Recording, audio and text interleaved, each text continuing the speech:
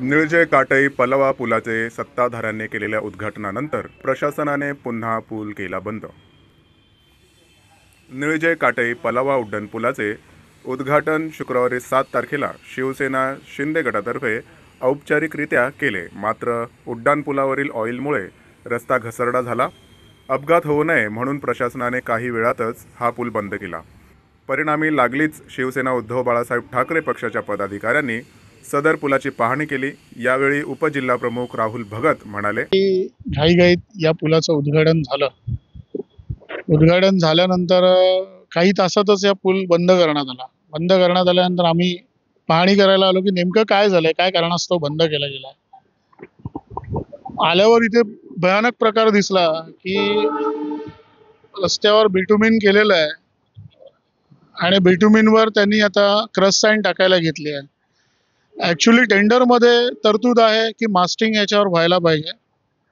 मास्टिंग न करता आणि बिटुमिनचा बेस कोट प्राईम कोट करून त्यावर स्प्रे केलाय बिटुमिन, त्यामुळे रस्ता झालाय गुळगुळीत।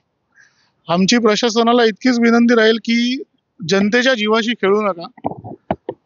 तुम्ही टेंडर डॉक्युमेंटमध्ये दिल्याप्रमाणे रस्त्याचं या ब्रिजचं काम व्हावं आणि लोकांची या कल्याणशी रस्त्याच्या भयानक ट्रॅफिकच्या संकटातून सुटका व्हावी कल्याण डोंबिवलीकरांची, हीच प्रशासनाला माझी विनंती राहील।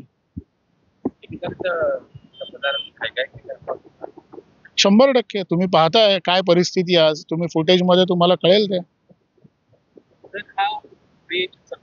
उद्घाटन केलेलं आहे, याचं नेमकं कारण काय असेल? श्रेयाचं राजकारण ते आता तेच सांगू शकतील, त्यांचं मी कसं काय सांगणार।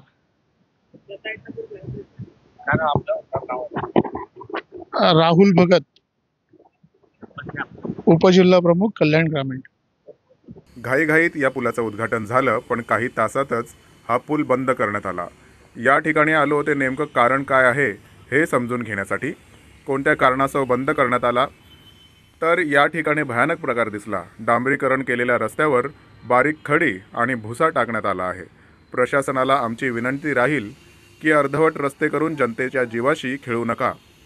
सदर पाहणी करण्यासाठी कल्याण उपजिल्हाप्रमुख राहुल भगत, कल्याण ग्रामीण विधानसभा संघटक सदाशिव गायकर, तालुका प्रमुख विजय भोईर, उपतालुका प्रमुख परेश पाटील, नेताजी पाटील यांच्यासह शिवसैनिक उपस्थित होते।